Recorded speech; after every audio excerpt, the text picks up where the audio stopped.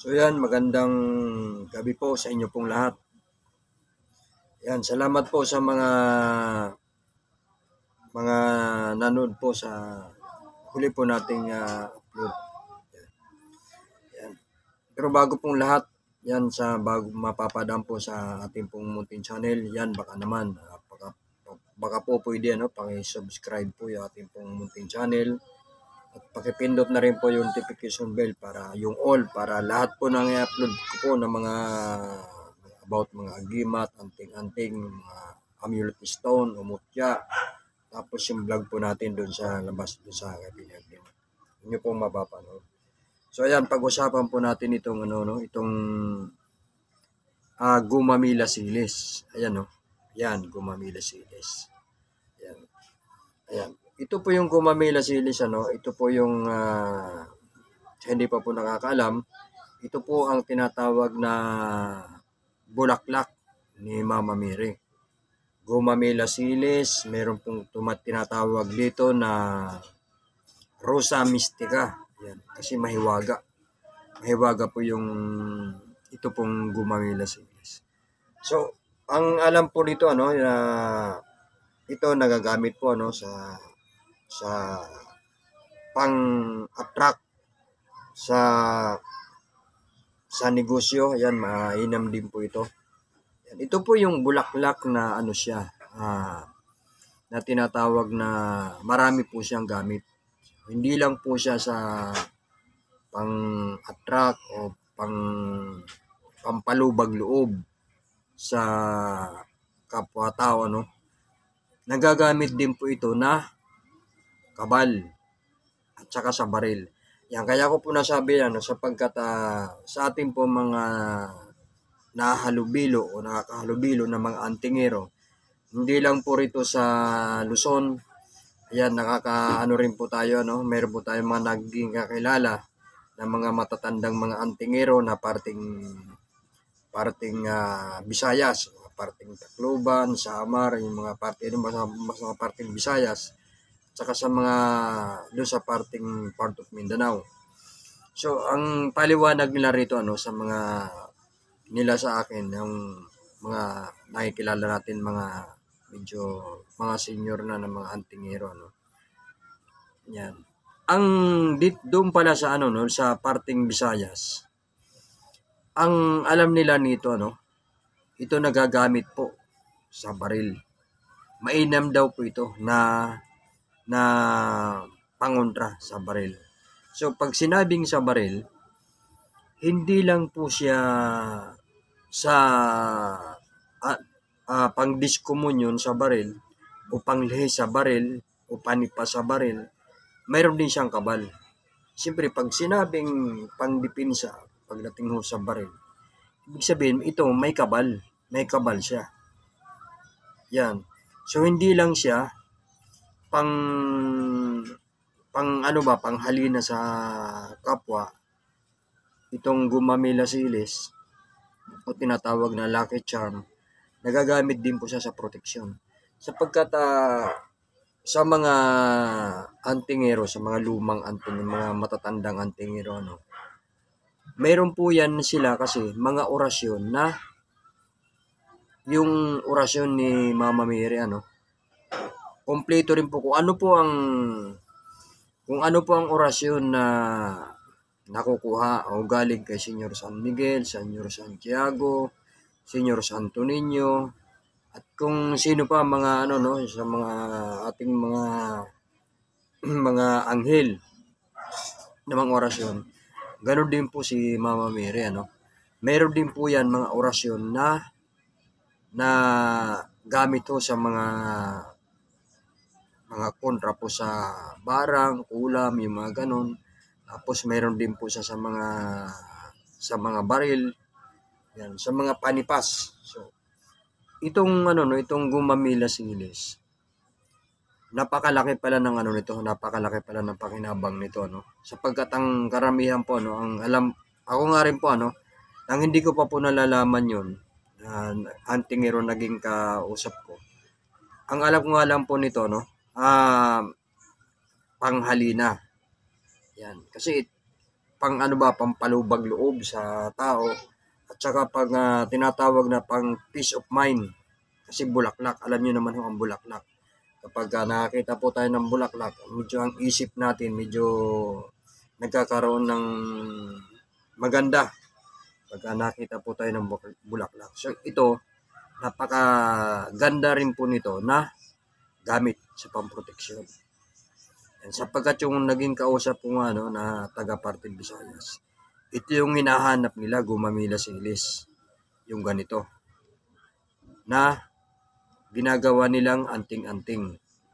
Kasi ang paniniwala po nila, kasi nasubok na raw po ito doon sa Parting Visayas, na talagang napakainam sa baril.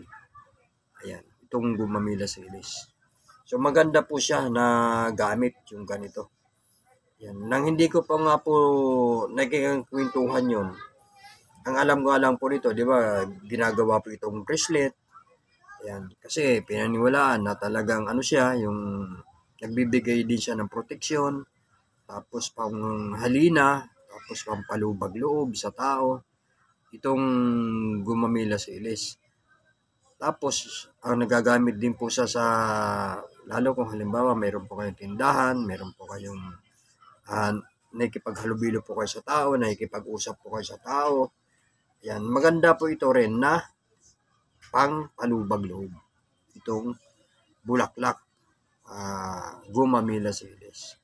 So, marami siyang gamit. Ayan.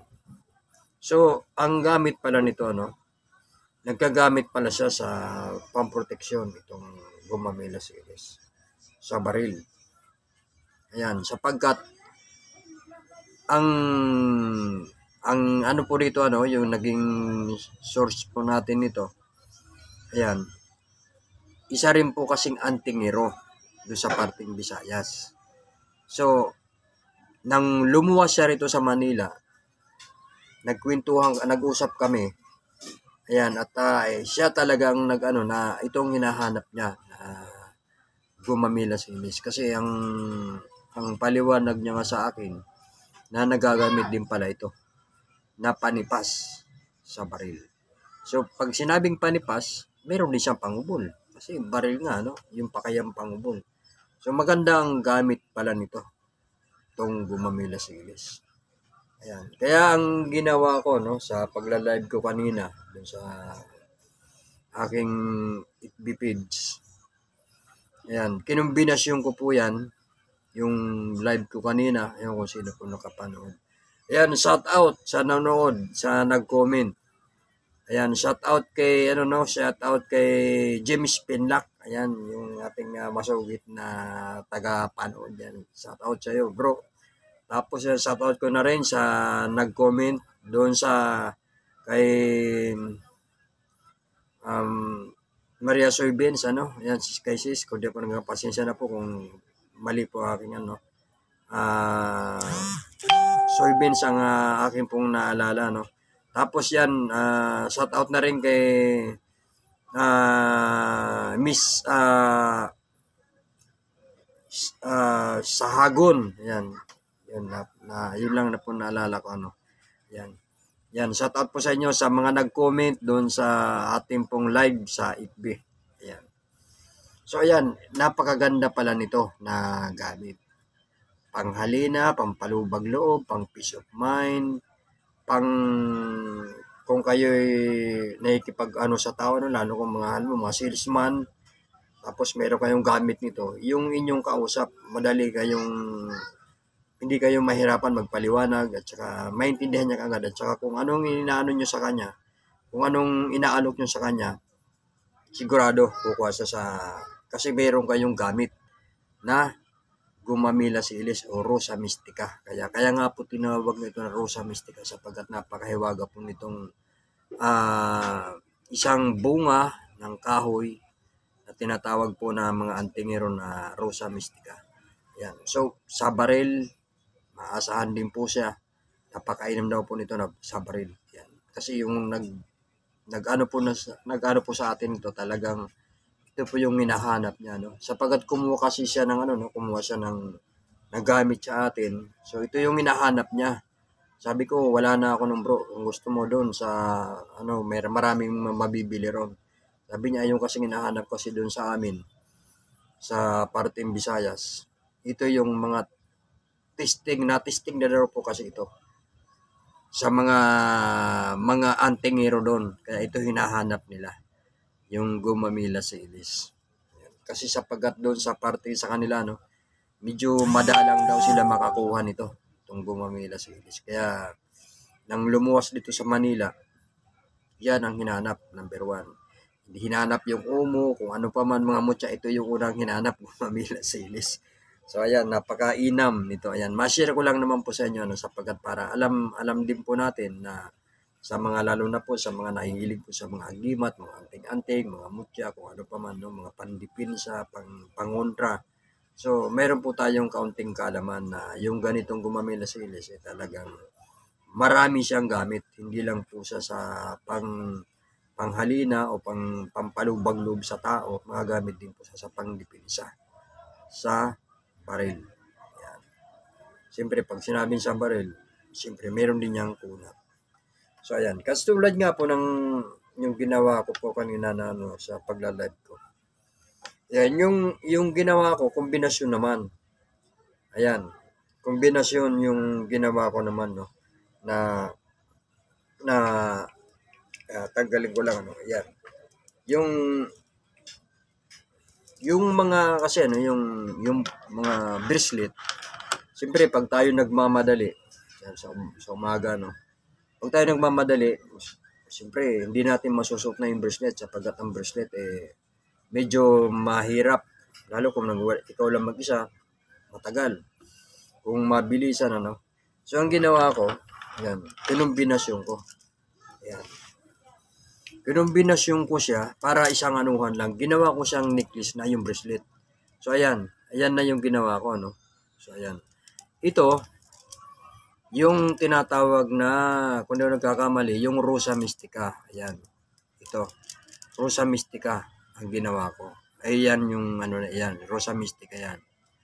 Ayan. Ano to, sa parting ano to, Thailand, kung nagkakamali, Rosa Mystica, ano to, Rodraska. Rodraska po ang tawag dito. Ayan. Tapos kombinasyon po siya ng Gumamela Silis. Ayun, no. Yan, kombinasyon siya ng Gumamela Silis. Tapos yung ano, no, yung 10 elements, kinumbinasyon ko na rin po. Ayan. Yung 10 elements. Ayun, no. Yung ako anong tawag dito, no? Ito tong bunga na to. Tapos ito yung dignum pula, sinag araw. Ayan, dignum, dalawang dignum, tapos ito. Ayan, tapos yung ninyo, yung bulan ng ninyo. Tapos yung kabilaan may ano, may Rosa Mystica. Saka ito, pinakauna talaga yung ano, Rodraska na pinaniniwalaan na ito daw ay luha ng yung Shiba yata kung tawag doon, ano, yung ano sa parteng Thailand, yung kanilang ano. Ayan, lumuha tapos pumatak sa lupa, kaya naging ganito. Yung po paliwanag ko.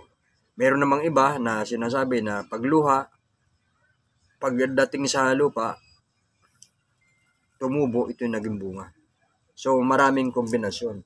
Pero pinaniwalaan nila na ito napaka-inam daw po ito na pang peace of mind at saka pang maganda rin po sa lucky charm, yung mga ganito. Ayan. Tapos Gumamela Silis, ayan, o. So ayan yung naging kombinasyon ko, ano, sa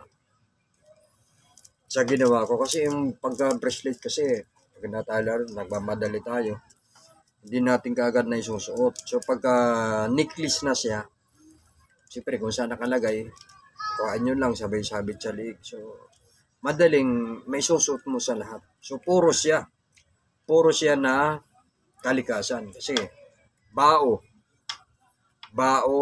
tapos mga kalikasan. So pure ano siya, pure sabi nga ano, yung natawag na purong enerhiya kasi mga kalikasan.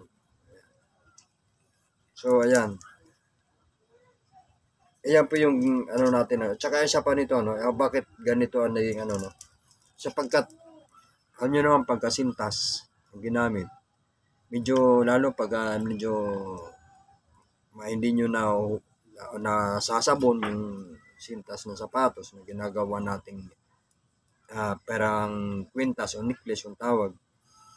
So, nagkakaroon siya ng ano, nagkakaroon ng libag, tapos makati. Pagka ganito, yung mga ganyan, kahit anong pawis, hindi makati sa leg, at saka hindi mo na rin kailangan pang hugasan, sapagkat hindi naman siya sumasayad sa ano, no. Hindi siya malalagyan ng dumi natin, yung tatawag na libag. So, isa rin po yan sa mga purpose ng ganun, kaya ginanito ko po siya. So ayan. Ayan po yung naging ano natin, ano. Sa yung ito, ganun din.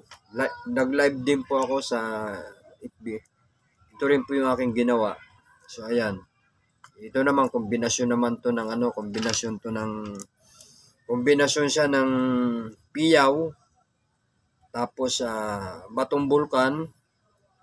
Yan. Tapos yung tiger eyes na may mga holes na. So ayan, kombinasyon. So mga ano po yan akin pong mga ano yan na bracelet. So ang ginawa ko, kung ano na lang, ginombinasyon ko. Ayan, para isang dalahan lang, at least hindi na ako maglalagay ng mapapansin nyo sa mga vlog ko po, wala pa ako. Ibihira nyo pa ako makita na may bracelet kasi hindi pa ako mahilig mag-ano ng bracelet. Pwede necklace, yung mga ganitong necklace. So ayan. Yan po yung naging ano natin, no, na ginawa ko po sa mga bracelet. Ginawa ko na siyang necklace. So ayan. So ayan, ito po yung na-share ko, no, na yung gumamila silis na nagagamit din pang protection. So ayan. So mayroon siyang pakinabang na malaki ang gumamila silis. Yan. Maraming pong salamat sa mga sumusuporta sa vlog ni Commander Kalanchaw. Maraming pong salamat.